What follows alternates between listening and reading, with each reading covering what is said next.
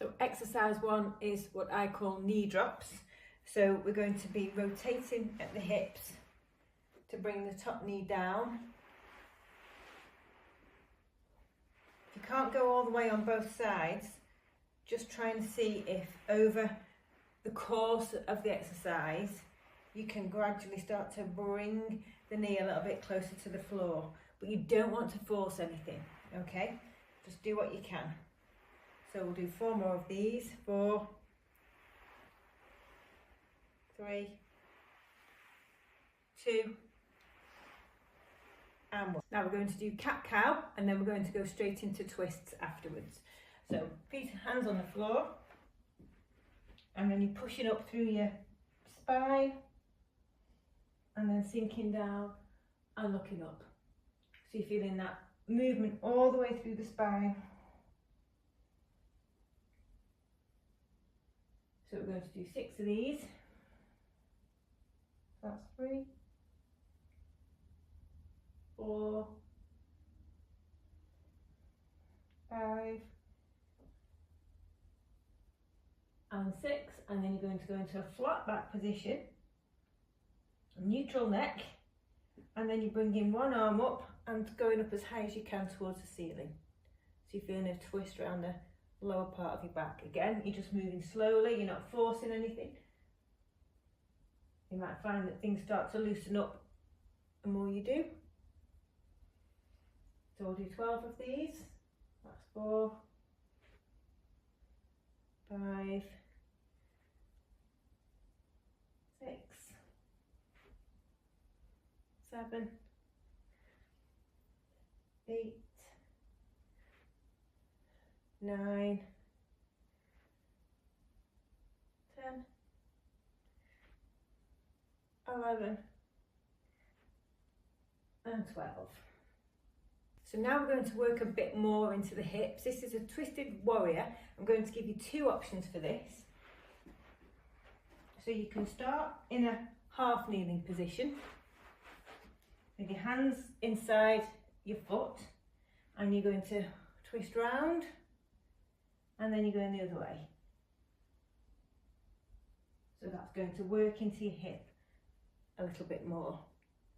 If that feels easy, you can extend this back leg and do it from there. So a bit more intense.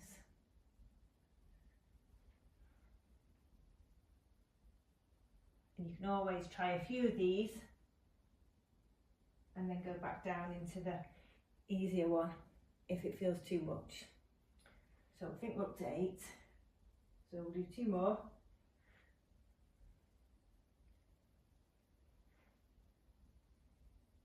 And then we'll swap legs. So leg on the outside, twisting up. So this gets into the hip more. 3.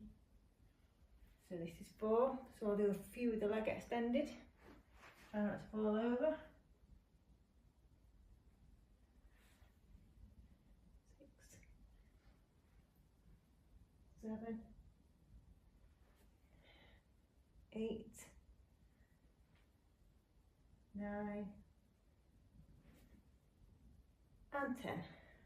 So our next exercise is called, I'm laughing, butt scoots. Can't think of a nicer name. So you're lifting your chest up, okay? Hands can come in front of you, and you're walking from your hips forwards. Yeah? I don't know how far I can go before I go off the camera, so I won't go too far. And then you're going to walk back. So your core is working here, and the movement is coming as you drag your hip back. Just try and find somewhere that feels comfy for your hands. Go forward again. Just feel that movement driving from the hips, driving from the hips. And then back again, pulling back from the hips. We'll go to a few more. 4, 3, 2, and 1, and then we'll have a rest on those. So this is when you can try if you can get into a pigeon pose and it feels okay on your knees, okay? So you're going to get in a pigeon pose, so your legs are out at the front and this one's behind. Now you can stay up high and you can see that my knee's bent. You're basically trying to work from the glutes to push that knee straight. And you'll need to tighten the quad and pull up through your kneecap. But if you feel any pain through the knee, or if it's not comfortable on this front leg, then these might not be for you. And you're trying to keep your core still so you're not arching your back to lift your leg up. The work's coming from the glute muscle. There you go, gets all the cracks out. So let's do 2 more, we'll just do 8 on each side.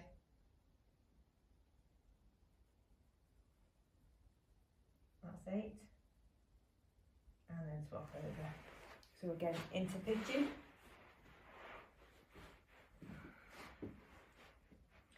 And keeping engaged here. And straightening that leg. Pulling up through the kneecap. Feeling the glute, doing the work. So we're getting used to the muscles going backwards, using the back of our muscles, the back of our legs to drive the movement. Lost count at 5, 6, 7, last one, and 8, and rest. So now we're going to do what's called a frog bridge. So you're probably familiar with your feet flat on the floor, pushing up till your hips go flat, squeezing your glutes. Well, this time, for this version, we're going to bring our feet together, put them on the floor, and just let our knees drop. And what that's doing is it's rotating through the hips. So we're doing a bridge through this rotated position, okay? Your hands are going to be up here, and you're feeling, push your feet together, and then you're trying to squeeze the glutes to lift the hips off the floor. And again, you're trying to feel the hip joints lock out, the glutes squeeze quite hard at the back, and then you're controlling the release of the muscles down, okay? So pushing up, squeezing up really, as high as you can, and then come down with control. Now you might notice I'm wobbling, and the goal is to be a smooth and stable movement pattern over time as you practice. And you might notice that you tend to tip to one side, so one side might be performing better than the other, but you're trying to imagine that you're pulling up through a plumb line so that your hips stay level and you square to the floor, so you're coming up evenly from both sides. So there's a little bit of a wobble.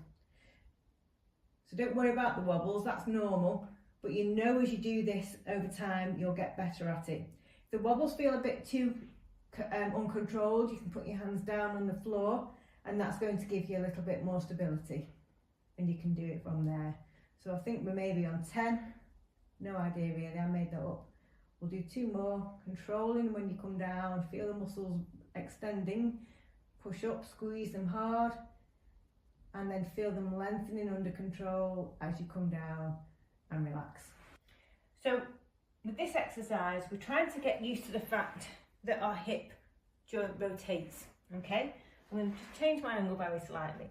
You're keeping your core engaged here so that you're solid through the front. You don't want to be arching your back to get your knee up. You want to make sure that you can keep this all flat and engaged, and you should feel your glute fired up rather than this not working very much and the height's coming from the divot in your back. So engage here, knee goes up as far as you can, feel the glute squeeze, and then from there you're rotating out and in. So it's called a rainbow, glute rainbow. I'm going to change position, if that helps you see.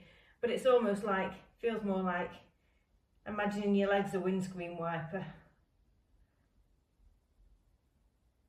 You're trying to keep your body still, keep your core engaged, and don't let your leg drop, and just feel that windscreen wiper motion. And rest. And then the other side.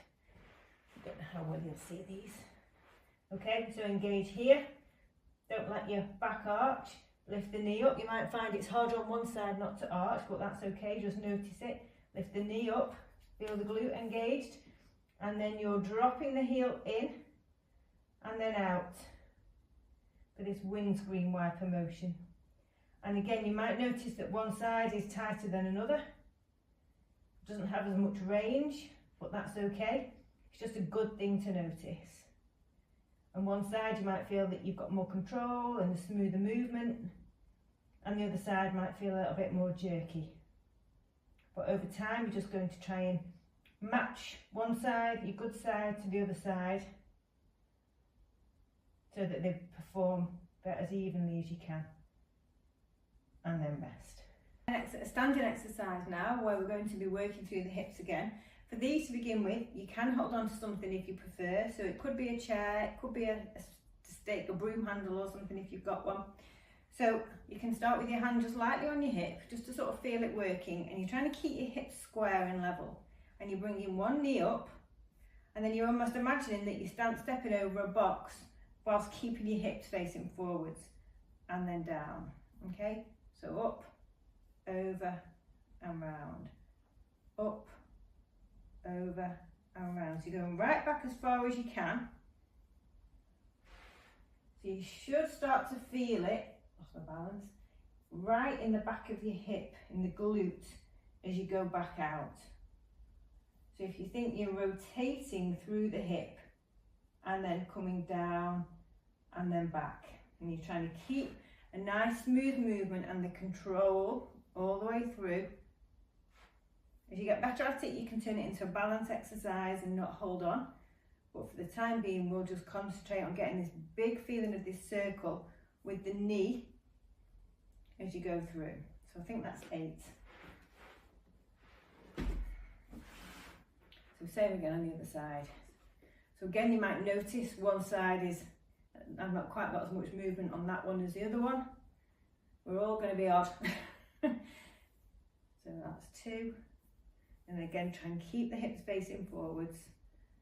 3. You might notice a few clunks. We might be able to hear mine. 4. 5.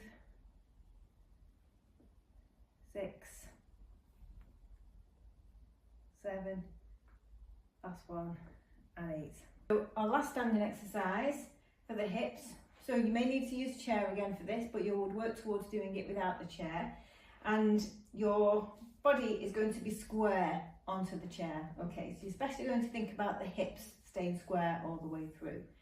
And then you're going to bring one leg up, and you're hinging from the hips. So don't feel that you're bending forwards, feel that you're bringing this back leg up. And as you bring that back leg up, you get to a point where the whole of your body wants to tip forwards. Okay? So if you had a broom handle behind your back, you would be straight. You're pivoting from here. And this is working through the hip. You'll squeeze the glute when you stand up, lock out that hip muscle, the joint at the front, and then you're bringing this foot back so that you bend forwards. But you're keeping your hips square all the time. So nothing should be moving except this joint here. Yeah, I imagine I'm like a wooden doll or something. Okay, once you've done a few, you should start to feel it sort of quite deep into the muscle now. So because we've done a few, let's try and go a bit higher. So you're going to be trying to drive that leg a bit higher. You'll feel a bigger stretch at the back of the hamstring, but then you're driving the hip forward. The move is originating from the glute, but all the time you're trying to keep the hips facing forwards. So I think that's 8. We'll swap over, same thing. So again, you might notice one side feels easier than the other one. So come back up with the foot first and keep your back straight. So you're pivoting through the hip and then drive forwards. You're feeling it deep into the glute. You'll feel the hip stretch, the hamstring stretch, lifting that leg a bit higher, and then push the heel in the floor and drive forward from the hip. 2, where's that 3? Never count and talk. 4. So you're trying to become aware of the glute muscle stretching and then the glute muscle contracting, and you having sort of nice smooth control of the movement as you're going through it. And the chair just helps you to begin with, just really stay focused on keeping square through the hips and getting that nice smooth movement and feeling the glute. This is our last one. And then rest.